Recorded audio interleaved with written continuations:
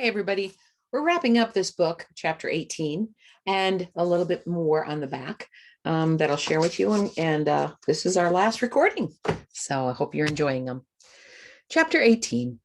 When we got to the field for the big game Saturday afternoon, we couldn't believe our eyes. The stands were a sea of Kentville blue and white, packed with fans ready to cheer us on.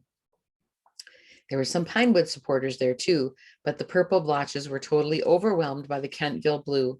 We actually had fans for a change. It felt awesome. Sock swap, Grace called. Our pregame ritual had become a team-wide tradition. Once Maribel had left, all the 8th graders had joined in on it too. We gathered in a circle, swapped socks with the person to our left, and put the sock on with our special wiggle toes, laughing and joking the entire time. Before we headed onto the field for field warm-ups, I said a few words to my team. Before she left, Maribel called us losers, I said. A bunch of the girls frowned, remembering how awful that had been. Even though she was one of our best players, our team has grown stronger without her. In fact, it's a different team, a better team.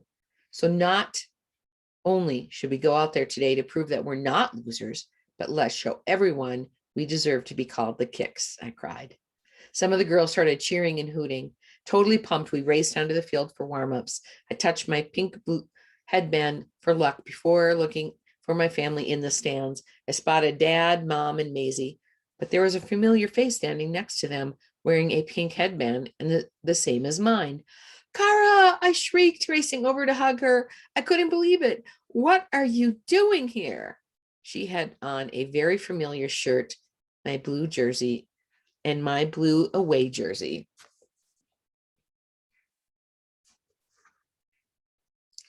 Hang on.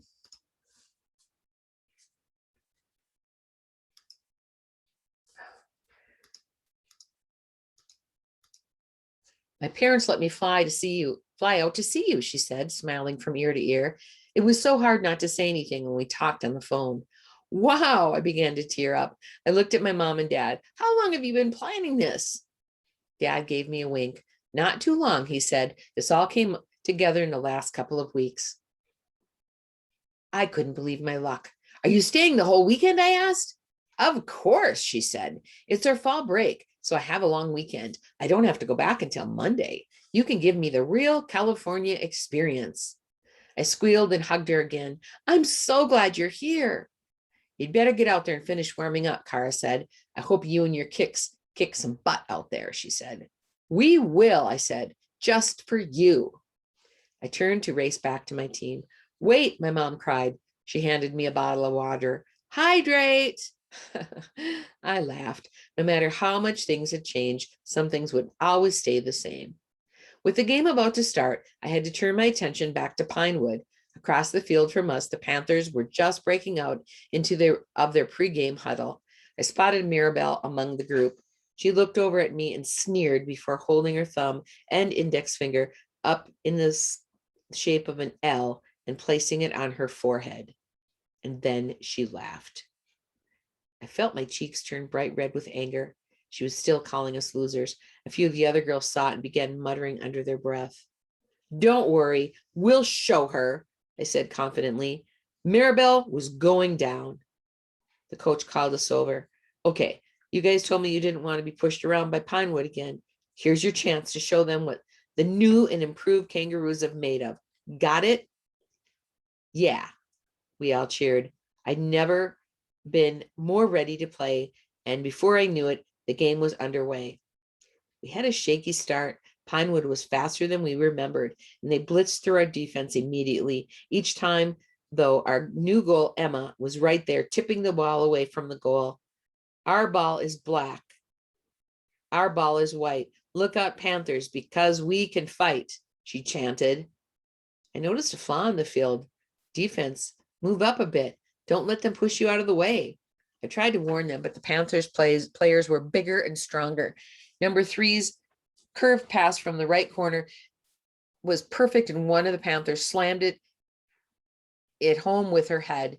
Not even Emma could stop that one. Score 1-0 Panthers. Girls, we can't just rely on Emma in the goal, Coach Flores yelled. We have to be a team. Everyone needs to step it up. She was right. On their next few attacks, we managed to stuff the Panthers with Frida charging around on defense. This game, she was a vampire soccer player battling a team of werewolves. I know it sounds kooky, but we wanted her to be as aggressive as possible for a rematch against Pinewood. And it was working. She was playing just as assertively as the Pinewood forwards. I just hope she didn't get so into character that she tried to bite anyone. Watch out, you bunch of furballs, she yelled. The Panthers eyed her nervously and kept their distance. She sounded crazy. Our defenders couldn't seem to control Maribel. She constantly broke free and dribbled her way through our defense, sneering and laughing at us as she did. With her putting that kind of pressure, it was only a matter of time before she put the ball in the net. Emma lunged at Maribel's next shot but missed. Now we were down 2 goals. Losers, Maribel yelled after her goal. Jessie's eyes narrowed, and I thought she was going to land a flying tackle on Maribel. Shake it off, I told her. She wants to get under her skin. Don't let her do it. Jessie exhaled loudly. You're right, she said, and her face brightened. Maybe I'll get under her skin instead. But Maribel and the rest of the Panthers were getting to the rest of the kicks. I began to get worried. It seemed like we were trying our best, almost more than our best, but it wasn't working. We were still 2-0 Panthers. It wasn't even halftime yet, and our team was playing so hard that we were becoming exhausted. Coach Flores then changed everything by calling an adjustment. Jessie, cover Maribel, she said. Jessie got an evil smile on her face. My pleasure, she said. Good thing Jessie wasn't the one pretending to be a vampire. Coach's move was brilliant. Even though Jessie was normally a defender, she was just as athletic as Maribel. She shadowed Maribel all around the field, getting in the way of any pass headed her way. Jessie, get away from me, Maribel hissed. But Jessie wasn't doing anything wrong, just covering Maribel perfectly. After a few tries, the other Panthers stopped trying to feed Maribel the ball. Maribel got so angry, she whirled towards Jessie and shoved her hard. Jessie hit the ground and the ref whistled Maribel for a yellow card. One more like that and you're out of here, he said. Come on, Maribel, push me again, Jessie taunted. Still furious, Maribel actually grew flustered and ran haphazardly around the field, trying to do anything to get Jessie off her. I'd never seen Maribel so uncomfortable before. What's the matter, Maribel? You can't shake this loser? Jessie was totally enjoying herself. I can't believe I was ever friends with someone like you. Maribel practically spit the words out. She was so mad. Jessie grinned at her. That makes 2 of us, she said. When halftime came, the Kentville Kangaroos were still down 2-0. After the Panthers' initial blitz, we basically played them into a standstill. We still had a chance. Remember, if we lose this game, we're all still winners. Coach said, you guys are already doing so great out there. Well, we want to be actual winners this time, Coach Flores, I insisted. It was great that we were playing better than we ever had before, but we wanted this win. We've come this far, and we've proven that we can hang with them. I know our defensive strategy has got us here, but we need to be able to score too. What do you think, Coach? Can we push and try to get a few goals? If we do that, we risk losing control of the game, Coach said. But then she got a mischievous gleam in her eye. But if you're willing to risk it, so am I. She worked on a new game plan, one that was riskier, but with more reward if we could pull it off. I knew we had a chance. Pinewood wasn't used to teams standing up to them. Not only was Maribel frustrated, their entire team was. They wouldn't know how to react if we turned the tables on them. We needed an X factor, though, or in this case, a Z factor. Zoe. I knew that Zoe needed to be the star of the second half for us to win. With Jessie blanketing Maribel, Zoe was the only person who could lead us to this victory. Before we got back on the field, I pulled her aside. Zoe, this is it. You have to be the star right now. Jessie's stuck on Maribel, and the rest of us are holding off the Panthers' offense, but we need to score. You can do it. Zoe nodded, taking in what I had said. She took a deep breath. I got it, she said. I got it, she smiled. Thanks to Frida, Zoe was now a confident kick-butt player. I'm going to get you the ball, and we're going to bring the game to them, okay? I said. When the second half started, Pinewood turned up their aggressiveness another notch too. I hadn't counted on that. With our defense still smothering them, the Panthers started to panic and they pushed and shoved on every possession. The referees were not helping us out. Coaches hollered from the sidelines, "Pay attention, ref. Look what they're doing." "You mangy mutts," Rita hollered, barring her teeth. Despite their rough tactics, Zoe managed to find a seam in the Pinewoods defense and zip through for a breakaway goal. The crowd went wild. We were now 2-1. Zoe was able to squeeze through the Pinewood defense again, and on the next trip down the field, she cleared the path to the goal until a Pinewood defender slid in and tripped her. Zoe laid flat on the ground. Shockingly, there was no whistle from the referee. The crowd began to boo. We ran over to pick Zoe up, but she bounced right back off the grass, ready to go once again. Zoe was unleashed. She was unstoppable. Using her quickness, she raced from sideline to sideline, completely disrupting the Pinewood defense. Her offense helped their defense, since all the attention Pinewood paid on her took away from their own game. The Panthers coach even subbed in another defender because Zoe couldn't be stopped. And when Zoe scored again, despite the extra attention, we had a 2-2 tie. Our fans roared with their approval. On the sideline, Coach Flores screamed encouragements at us, even as she yelled the referees to pay attention to the rough play from the Panthers side. Finally, the referee gave the entire Panthers a team warning. That made Zoe even harder to corral. When I lobbed her a pass, she scored again a few minutes later from an impossible angle. Our crowd erupted and started cheering harder. With Maribel completely neutralized by Jessie, we now had the upper hand. Zoe scored another goal for a hat trick, and Pinewood collapsed. Maribel started arguing with some of the other Panthers, frustrated after falling behind. They stopped working together. With a few minutes left in the game, the score was 3-2 Kangaroos. The momentum was fully on our side. The win was so close we could feel it, but I had one more thing in my mind: payback. I ran over to Jessie and I whispered to her that I wanted to take on Maribel. At first she looked confused, but then she grinned. "You got it. I'll set you up." She knew exactly what I had in mind. Game time was winding down. Jessie passed the ball to me, setting me up for 1-on-1 versus Maribel. I knew Maribel was so angry she wouldn't back down, even if the rest of the team, her team, had given up. Maribel had been a bully of a captain. She laughed at her own teammates and called them losers. It was time to show her how wrong she was. With a fake out move that coach had taught me, I zoomed right past Maribel. Her eyes grew wide and her mouth opened in surprise. Before her face crumbled in disappointment, she realized what was happening. Leaving her in the dust, I punched the ball past the Panthers goalie. Goal! The final whistle sounded. We had done it. The Kentville Kangaroos had beaten the Pinewood Panthers. Our fans went wild. Maribel looked at me, her mouth open. "We're not losers, Maribel," I said, smiling, "and we never were." She stamped her feet before storming off the field. But I had better things to do than watch her pout. The Kangaroos and Coach Flores came running over, hugging one another and screaming in happiness. "We did it!" Emma yelled, jumping up and down with excitement. "Awesome game," I told everyone. Nothing could wipe the smile off my face. But something happened to make it even bigger. Our fans flooded the field, led by the boys' team. They chanted, "Kicks, kicks," while my teammates gleefully lifted me up on their shoulders. This was even better than the dream I had had the day that school had started. "Nice job, Devin," a boys called up to me. I looked down to see Stephen there grinning. I smiled. "Thanks." After the girls put me down, I took a moment to soak it all in. I watched as the boys' team congratulated my teammates, smiling and slapping them on the backs. Emma was circled by her huge family, and they were all chanting her name as she took a bow in the middle. Mr. and Mrs. Dukes were all smiled as they hugged Jessie. People were lining up to shake Zoe's hand, as she had been a true star. And Frida came out of character to share a group hug with Brianna, Sarah, and Anna, Grace, and Anjani. And several of the other 8th graders were laughing as they splashed a beaming Coach Flores with Gatorade. And best of all, my mom, my dad, Maisie, and Kara came rushing over to hug me.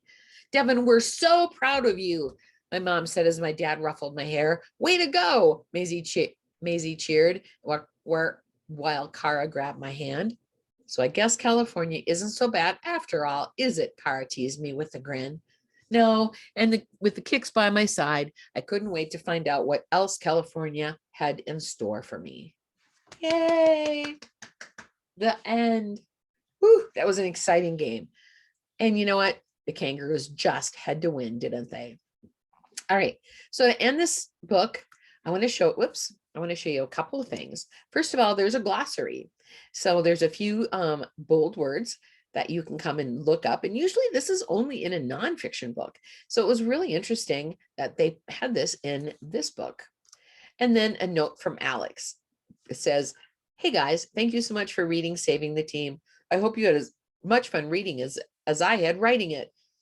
Excuse me. If you were wondering why a soccer player wouldn't want to write a book series like The Kicks, the answer is easy. When I was a kid, books were almost as important to me as soccer. My favorite was Matilda by Roald Dahl and Ella Enchanted by Gail Carson Levine, stories about girls going after their dreams. Even in the face of adversity and unlikely odds, they inspired me to dedicate, and I hope reading about Devon and her challenges will inspire you too. In sports and in life, there are so many chances to fail. It's easy to give up sometimes, but as long as you keep dreaming and stay true to what you want in life, the impossible suddenly becomes possible. I credit so much of my success to my commitment. I've been committed to being a professional soccer player since I was 8 years old when I wrote this note on a Post-it. It says, "Hi, Mommy. My name is Alex, and I'm going to be a professional athlete for soccer." My mom put that note on the fridge, and as silly as it may sound, having that note up there strengthened my resolve. I was committed to making my dream a reality, just like Devon is committed being co-captain and making the Kangaroos the best team that they can be. It helps being surrounded by great people too. My family's always there for me. My dad's never missed a national team game, and the U.S. women's national soccer team is my second family. We work together, travel together, and even live together. If we didn't get along so well, both off the field and on, we wouldn't be a gold medal winning team. Likewise, without Jesse, Emma, and Zoe, Devon would have never worked so hard to make the team great. Finally, I'm so lucky to have you cheering me on. Writing this book series for you is my way of returning the favor. I hope you like Saving the Team, and you'll pick up the next book in the series, Sabotage Season. In the meantime, if you have any questions you'd like answers, feel free to write me at blah, blah, blah, blah, blah. Gives all our address there. Oh, and one last thing, just because I knew what I wanted to be when I was 8, don't feel like you have to know now what you're going to do when you grow up. There are lots of ways to get where you're going. Just follow your passion and be true to yourself. See you soon, Alex. All right, so this is a series, and the next book is called Sabotage Season. And here we see more books from the series: Homecoming, Switching Goals, Choosing Sides, In the Zone, Under Pressure, and Settle the Score.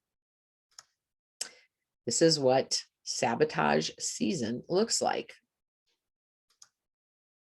Let's see how long this is. I'll get you started with this just in case if you want to hear it. Chapter 1 of Sabotage Season. Now this is just a little hint of what book number 2 would be. So let's just see what this is about. I'm kind of curious, aren't you? Devon, is that you? I set down a huge bag of soccer balls I was carrying and turned to see Coach Flores behind me. "Hi, Coach," I said. "I thought I'd set up practice field early since it's my turn to run practice today." Coach smiled at me. "Need any help?" "I was just doing some paperwork in my office when I heard the noise in the equipment room, but I can finish up later if you want." I shook my head. "Thanks, but there's not much to do. I kind of want to get my head ready too. Know what I mean?" She nodded. "Back in the day, my mom used to bring me to the field an hour before we had to report for each game, but I didn't mind. It helped me calm down and focus." "Exactly," I agreed. Coach headed back to her office, and I carried the balls from the equipment room out to the Kentville Middle School soccer field. I had to admit, I was feeling pretty pumped up. First, the boys' team was at an away game, so we got to use their practice field instead of our crummy field of weeds with garbage cans for goalposts. Second, coaches said that the team co-captains could each run a practice this week to get leadership experience. Today was my turn. And the third reason was that I had figured out something awesome. Our team, the Kentville Kangaroos, otherwise known as the Kicks, had a shot at making the playoffs. When I first joined the team, I never thought we had a chance. At the start of the season, we were pretty awful. We lost a bunch of games, but then we figured things out and got a lot better. We tied a game and we even beat the Pinewood Panthers, a really strong team, the second time we played them. And now there was actually a chance, a small one, that we could make the playoffs. I knew if we worked hard, we could keep winning, and that made me happy. As co-captain, it was part of my job to make sure we were the best team we could be. That afternoon, the sun shone down on the field, and I admired the perfectly trimmed green grass and the freshly painted white lines. I dumped out the balls and started dribbling down the circumference of the field just because I could. Hey, Devin, don't tire yourself out. I squinted and saw my friend Jessie walking onto the field. She was the first person that I made friends with when I'd moved to Kentville a few months before. And in addition to my friend Cara back in Connecticut, Jessie was one of my best friends. I dribbled up to her. You're here just in time to help me set up the cones, I said. She grinned. Anything for my captain. Co-captain, I reminded her. Anyway, I'm psyched for practice. I stayed up late last night looking at some drills online. I've got some new stuff we can try out.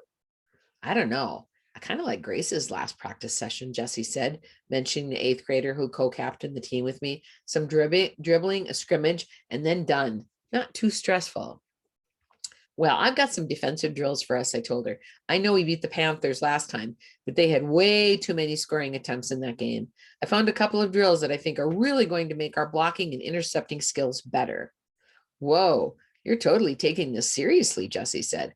Well, I found something out, I said. After we beat the Panthers, I checked the stats in our division. The Panthers and the Vipers are pretty much guaranteed playoff spots, but the 3rd and 4th places are open. If we keep winning, we could get one of those slots. Jessie raised an eyebrow. Seriously? The Kicks in the playoffs? I nodded. It could happen. Jessie grinned. Well, then bring it on. I will, I promised. Come on, let's go get those cones. We set up the cones to form 2 squares on the field for the first drill I had in mind. A few minutes later, the other players started showing up.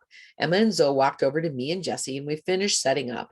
The two of them were good friends, but they were also pretty opposite. Emma was tall, tan, and athletic, and she could be a total klutz on the field unless she was in goal. Zoe was petite with short strawberry blonde hair, and she was super agile and sure on her feet. She'd been playing forward a lot recently because she had this way of zigzagging through the other team's defenders and getting right to the goal. Yay, it's Devin's practice day, Emma cheered. I found some new drills we can try, I said. Devin says we can make the playoffs if we keep winning games, Jessie reported. Zoe cocked her head. Us? Really? I laughed. Why does everyone keep saying that? It's not impossible. Jessie patted me on the back. Well, we can dream. To dream the impossible dream. We all turned at the sound of someone singing in an operatic voice. It was Frida, of course. Besides playing soccer, she was a total drama nut. Bravo, bravo, Emma cried, clapping. Actually, it's brava when it's a girl, Frida corrected. But thank you. And she took a little bow. Coach Flores blew the whistle, which meant it was time for practice to start. We ran to join the rest of the Kicks. I was surprised to notice that it seemed like not all the girls were there. I did a quick count. There was 12 of us, but there should have been 19. Where's everyone? I asked. Coach shrugged. I don't know, they must be running late. But go ahead and start, Devin. I nodded. Okay, let's do some stretches to warm up. I led everyone in stretches, and then we ran around the field once to get our hearts pumping. As I ran, I made a mental list of everyone who was missing. 3 7th graders, 4 8th graders, including Grace. It was kind of weird. And the missing players hadn't showed up when we were done running, so I went ahead and started the first drill. Okay, I told everyone. So this is our first drill, is a variation of monkey in the middle.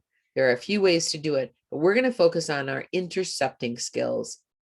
I counted down the line of players, 1, 2, 1, 2, until everyone had a number. Okay, ones, please form a circle in the inside of the square that we've marked out with cones. Twos, form a circle on the other side. My teammates formed the circles quickly, and then I pulled out 2 girls from each circle to stand in the middle, Brianna and Taylor in one, and Frida and Jade in the other. Okay, here's how this works, I said. Girls on the outside, you're playing offense. Your goal is to keep passing the ball to one another for as long as you can. Girls on the inside, your defense. Your goal is to intercept or block the passes between the offense players. If you succeed, the offensive player who made the pass has to switch places with you. I threw the ball to each in a circle. Ready, go. Emma made the first kick in her circle and it flew right over Brianna's head. Oops, Emma cried. Got it. Maya, an eighth grader who usually played midfield, stopped the ball with her knee and sent it skidding across the circle, low but fast. This time, Brianna stopped the ball with her foot, and then she and Maya switched places. Both circles got the hang of it really quickly, and Coach Flores helped me out by giving me pointers to the girls trying to defend. After a few minutes, you could start seeing what everyone's strengths and weaknesses were. Jade, an eighth grader defender, easily intercepted the first pass that came at her. Zoe, who was a strong offensive player when she was dribbling, was having trouble passing to players across the circle. She didn't have enough power behind her kicks. And Frida was stuck in the middle for a long time. She couldn't get it where she needed to be in time, but I knew that everyone was trying their hardest. Great job, I called out after we had played for about 20 minutes. Let's clear the cones. Hey there, Grace, Brianna called out. I turned and saw Grace and the rest of the missing girls walking onto the field. They looked puzzled to see us practicing. I jogged up to Grace. Did you guys start already? She asked. I nodded. Yeah, about a half an hour ago. She frowned, but Coach Flores emailed that practice was starting late today. Coach Flores had overheard. I didn't do that. Are you sure it was from me? Grace and the other girls nodded. It came from your email address, said Sarah. Coach shook her head. This is so strange. Maybe it was an old email that you saw? That happens sometimes. An old email pops up out of nowhere. Like it was stuck in limbo or something, Emma asked. Well, sorry you guys missed the first drill, but we're about to do another one, I said. Do you want to warm up first? Just give us a minute to stretch, Grace replied. I was feeling a little impatient, but I didn't show it. We might as well all stretch. After a few more minutes of stretching, I clapped my hands, eager to start the next drill. It's time for a shootout. Emma, take the goal. Emma was kind of all over the place when she was in the field, but I discovered that she made an excellent goalie. She jogged over to the goal, and I got the other players lined up in two lines, with the first person in line facing the goal, one line on the right and one line on the left. This is when it's called Fast and Furious, I said. Emma will start out as goalie. The first player on the right will take a shot at the goal and then run to the back of the line. Then when the player on the left will take a shot and keep going until everyone's had a turn, and then we'll switch goalies. Giselle, an eighth grader with curly blonde hair, looked at me with wide eyes. You mean we all have to take the goal?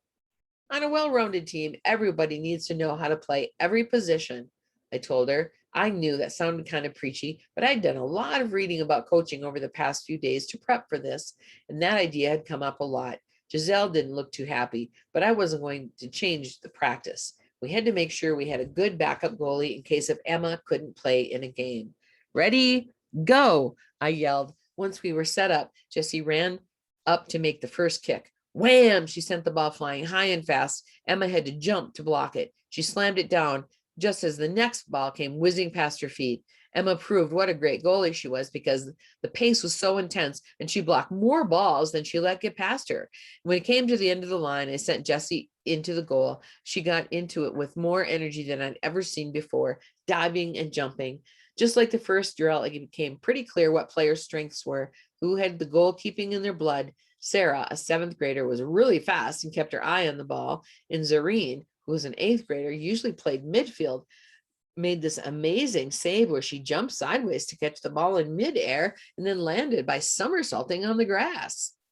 Your turn, Devin, Jessie called out when the last girl had taken her turn. Oh, yeah, of course, I replied, running to take my place. Just because I was running to practice didn't mean I couldn't participate in the drill. I slipped on the goalie gloves and got ready for the onslaught. I didn't have to wait long. Wham! Brianna sent a ball sailing past my head. I wasn't ready, I protested. A goalie always needs to be ready, Emma yelled back, laughing. She knew I was right. I narrowed my eyes and waited for the next ball. Grace kicked it, and it came speeding across the grass, low and fast, aimed for the right corner of the goal. I dove for it, skidded across the grass, and blocked it just in time. No sooner was I back on my feet than Sarah launched the next ball into the air, and I raced across the goal to stop it. Wow, this is a pretty tough drill, I realized, but I didn't let on. I gave every shot my best and managed to block about half of them. After the last shot blew past me, I jogged up to Emma. Have I told you lately what an awesome goalie you are? I asked, breathing hard. That is hard work. Emma grinned. Yeah, but I love it, she said. Although some nights I dream that soccer balls are flying past my head like thousands of them and I can't stop them. I nodded. I can see why, I said. And then I turned to the rest of the team. Okay, let's scrimmage. I'll count off teams. We had all 19 girls now, including me, so I put 9 people on a team and I coached from the sideline. Since Zareen had done so well in the last drill, I put her in the goal for her team. She seemed a little nervous at first, but I could see she got more comfortable with it as the scrimmage went on. It seemed like only a few minutes had passed when Coach Flores tapped me on the shoulder. Devin, we should end the game, she said. Great practice. Already, I asked. I was hoping to do one more quick drill at the end. Coach nodded towards a parking lot where some of the parents were already waiting in their cars. We're running a little late already. Sorry. More drills. You really are a drill sergeant, Jessie teased. I, for one, am ready for a shower and some dinner. Admit it, it was fun, I said. Frida walked up to her hands on her hips. Fun and exhausting, she said. After we put the equipment away, Jessie, Emma, and Zoe, Frida, and I walked towards the parking lot. Hey, I wanted to tell you guys, Frida said. So you know how my mom made me play soccer? Well, she's so happy that I'm putting my best effort into it. She said she signed me up for a weekly acting class. Isn't that great? I start tomorrow. That sounds perfect for you, Emma agreed. It's a win-win, Frida said. I ended up liking soccer, and now I get to keep acting too. I wasn't so sure. You start tomorrow? Couldn't it wait until after soccer season? What if it interferes with your practice? Relax, Devin, Frida said. It's only one day a week when we don't have practice.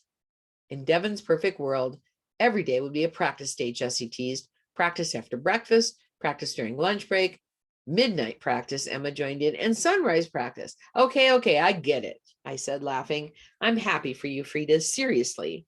Be happy for me once my mom lets me start auditioning again, Frida said. Shauna, young from my old acting class, just got a part on a TV show, and I know I'm a better actor than she is. Just then my mom's car pulled up, so I waved to my friends. Gotta go. See you tomorrow. I ran to the car, and when I opened the door, a really loud pop music blared out. In the back seat, my sister Maisie was bopping up and down. Seriously, does it have to be this loud? I asked. Yes, it does, Maisie yelled from the back seat. Mom turned the sound down a little bit. How did practice go? She said. Great, I replied. I didn't get to do all of the drills I wanted, but the ones we did were really good. Of course they were, Mom said. That's my dedicated Devin. Turn it up, Maisie yelled. Everyone said that Maisie and I looked alike, and I guess we did because we both had brown hair, eyes and straight brown hair, although Maisie's was shorter than mine. But just because we looked alike didn't mean we were alike. I was a pretty chill person, well, except on the soccer field. And Maisie was like an 8th grade, an 8-year-old tornado. Maisie, please use your car voice, Mom scolded, and I quickly dug my earbuds out of my duffel bag and turned on my own music so I could make it home without going crazy. Once we got home, I quickly showered and then turned on my laptop in my bedroom.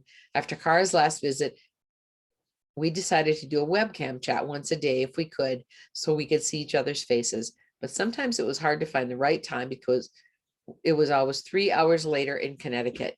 Devin, Kara cried happily when her face popped up on my screen. The webcam was amazing because I could see every freckle on Kara's face. Hey, I said, what's up?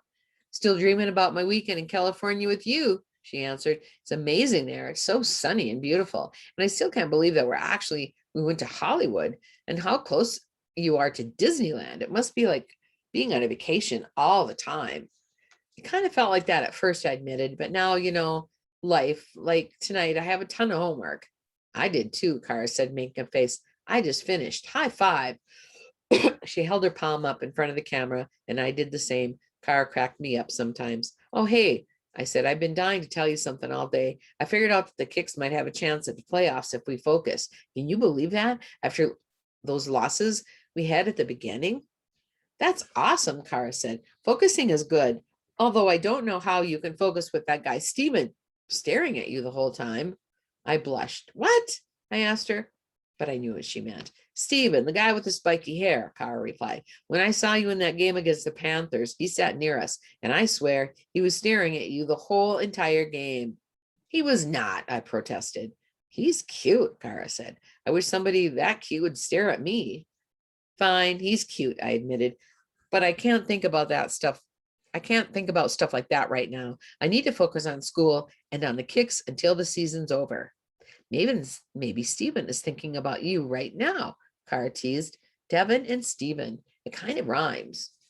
Then she began to sing, Devin and Steven, Devin and Steven. No distractions, I yelled. And then we both collapsed into giggles. Every time I talked to Kara, I realized how much I missed her. The webcam was nice, but it was just not the same as being with her in person. Sometimes I daydreamed that Kara's family moved out to California and she joined the Kicks. If that could have happened, I thought my life would have been pretty perfect. Okay, so again, that was the start of the book called Sabotage Season. Very cool. All right, hope you enjoyed our book, and I'm looking forward to your project. We'll see you soon.